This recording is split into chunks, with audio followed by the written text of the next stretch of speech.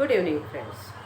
Due to technical hitches, we could not reach to you, and for that, we express our regret. Friends, due to pandemic, from last 1.5 years, students could not attend the lectures physically in the college. गेल्या 1.5 वर्षापासून आपण कोविड-19 जागतिक महामारीमुळे ग्रस्त झाल्यामुळे विद्यार्थी हे कॉलेजमध्ये प्रत्यक्ष येऊ न शकत असल्यामुळे आपण ऑनलाईन प्लॅटफॉर्मवरती शिक्षण सुरू केले. शासनाने सूचित केल्याप्रमाणे आपण शाळा बंद शिक्षण सुरू या तत्वानुसार घरी राहूनच सोशल डिस्टन्सिंग पाळून शिक्षण सुरू ठेवले आहे. मित्रांनो, व्हर्च्युअल प्लॅटफॉर्मवरती लेक्चर घेत असताना बऱ्याचदा असं लक्षात आलं की विद्यार्थी लेक्चरसाठी जॉईन होतात, परंतु खरोखर ते अटेंड करत आहेत किंवा नाही ते मात्र दिसत नाही.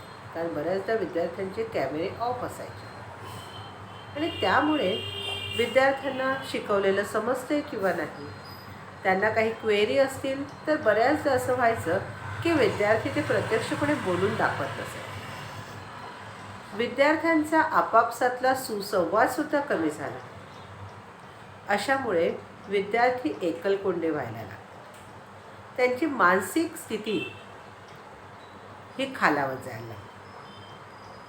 आता काही प्रमाणामध्ये पेशंट्सची संख्या कमी झाल्यामुळे शासनाने निर्देशित केल्यानुसार आपण 4 ऑक्टोबर 2021 पासून प्रत्यक्षपणे शाळा कॉलेजेस सुरू करायचं ठरवलं आणि त्यासाठी आपण विद्यार्थ्यांची विभागणी 2 वेगवेगळ्या सत्रांमध्ये केलेली आहे.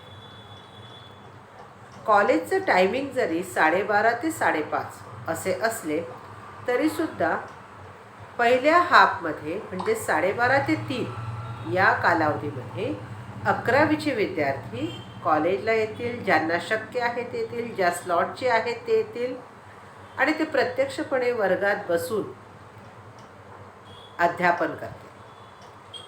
At the same time, the remaining students will remain at home and they will attend the lectures on virtual platform.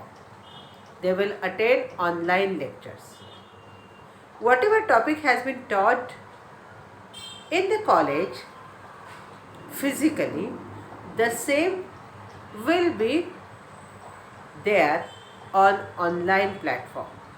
Means at the same time, the teacher will teach in the class as well as on virtual platform also. So no one will miss anything. कोणाचाच काहीच अभ्यास बुडणार नाही.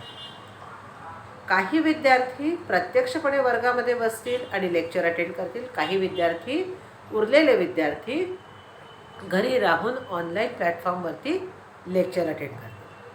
अशा पद्धतीने आपण थोडं planning केलेलं आहे. आता यामध्ये आपण सुरुवातीपासून बघूया काय काय करण्यात आलं. तर जेव्हा विद्यार्थी कॉलेजला प्रत्यक्षपणे येण्याचा विचार करेल त्याच्यासाठी सगळ्यात महत्त्वाची गोष्ट म्हणजे पालकांचं संमतीपत्र. Parents have to send consent letter with his ward. पालकांनी त्यांच्या पाल्यासोबत त्यांचं संमतीपत्र देणं आवश्यक आहे. Because without the consent letter, the child will not be allowed to enter in the classroom.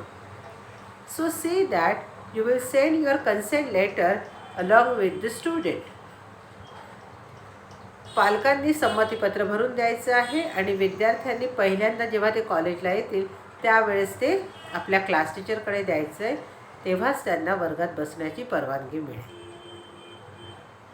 दुसरं म्हणजे मगाशी मी तुम्हाला सांगितलं त्याप्रमाणे 12:30 ते 5:30 हे कॉलेजचं टायमिंग असेल पहिल्या स्लॉटमध्ये 11वीचे विद्यार्थी लेक्चर्स अटेंड करतील 12:30 ते 3 या कालावधीमध्ये. त्यामध्ये सुद्धा आपण असं केलेलं आहे की पहिले 60 विद्यार्थी, कारण आपली एक डिव्हिजन ही 120 स्टुडंट्सची आहे, त्याचे आपण 2 भाग केले. नंबर 1 to 60 या स्लॉटमध्ये जे विद्यार्थी येतील ते विद्यार्थी 4 तारखेला लेक्चर्स अटेंड करतील कॉलेजमध्ये येऊन. ज्यांचं संमतीपत्र असेल ते विद्यार्थी लेक्चर्स अटेंड करणार. आणि उरलेले विद्यार्थी number 61 to 120 they will attend the lecture on virtual platform. Okay, the same way it will happen in the next day. On Tuesday the students will attend the lectures number 1 to 60. They will attend on online platform, whereas the last students means number 61 to 120 they will attend coming in the college physically, sitting in the classroom. Okay, so in this way alternate day the students will come, and for that your consent is essential. पालकांचं संमतीपत्र असणं गरजेचं आहे. First डेलाच फक्त त्यांना ते submit करावं लागेल, म्हणजे मंडे आणि ट्यूजडेलाच फक्त ते विद्यार्थी जेव्हा ते कॉलेजला येतील त्यावेळेस ते कन्सेंट लेटर सोबत घेऊन येणार. क्लिअर? हे झालं कॉमर्स आणि आर्ट्सच्या विद्यार्थ्यांचं. कॉमर्स आणि आर्ट्सच्या विद्यार्थ्यांचे लेक्चर्स 1 वाजल्यापासून सुरू होणार आहे आणि त्यासाठी विद्यार्थ्यांनी 12:30 वाजेपर्यंत कॉलेजला येणं आवश्यक आहे. म्हणजेच काय, त्यांचं थर्मल स्क्रीनिंग किंवा इतर ज्या आणखी आपल्याला सॅनिटाईज करणं वगैरे ह्या सगळ्या ज्या गोष्टी आहेत ते करायला वेळ मिळेल.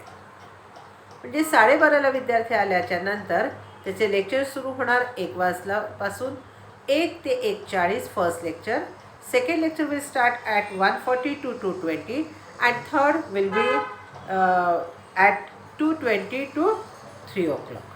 In this way there will be 3 lectures of arts and commerce students, whereas 11 science lectures will commence at 12:20. They will have 4 lectures. So the students have to come to college at 12:15, and their lecture timing will be like this: 12:20 to 1 o'clock first lecture, second lecture 1 to 1:40, third lecture 1:40 to 2:20, and fourth lecture will be 2:20 to 3 o'clock. In this way there will be 4 lectures of 11 science students. Now what about the 12th standard students? 12th standard students will come at 3 o'clock. There will be a recess for the teachers of 20 minutes. So this students lectures will start at 3:20. 3:20 to 4 o'clock first lecture for 12th standard students. 4 to 4:40 second, and third 4:40 to 5:20. Here also I would like to mention that science students will have their own practicals. So whatever the instructions the teacher will give, accordingly they have to bring their books and notebooks, whatever the teacher will tell them. Okay. Here also I would like to mention some instructions you have to follow. What are these instructions? When you will come to college, that time you have to follow the COVID pandemic norms. You have to follow the precautionary measures given by the government. Mask is essential while coming to the college, and also you have to keep one extra mask in your bag for your use. Second thing, you have to carry your own small sanitizer bottle. Also you have to bring your own water bottle. Though in our college we are having the water facility, that time also you have to bring your own water bottle. Also whatever you need, for example pen, pencil, eraser, scale, whatever, you have to bring on your you have to bring it your own. You cannot exchange it with your friends. See friends, that you have to maintain social distancing, you have to wear mask regularly, you cannot carry tiffin box or lunch box because there will not be any recess for you. Clear? Then you have to see that if in your family anyone is suffering from fever or cold or cough, you should not come to college on that particular day. Or if you yourself will have this problem, if you are suffering from fever or cold or cough, you should not come to college. जर तुम्हाला स्वतःला ताप असेल, सर्दी असेल, खोकला असेल तर तुम्ही कॉलेजला येऊ नका. आणि पालकांनी यासाठी थोडं लक्ष ठेवा. तसं तुम्ही तुमच्या क्लास टीचरला इन्फॉर्म करू शकता.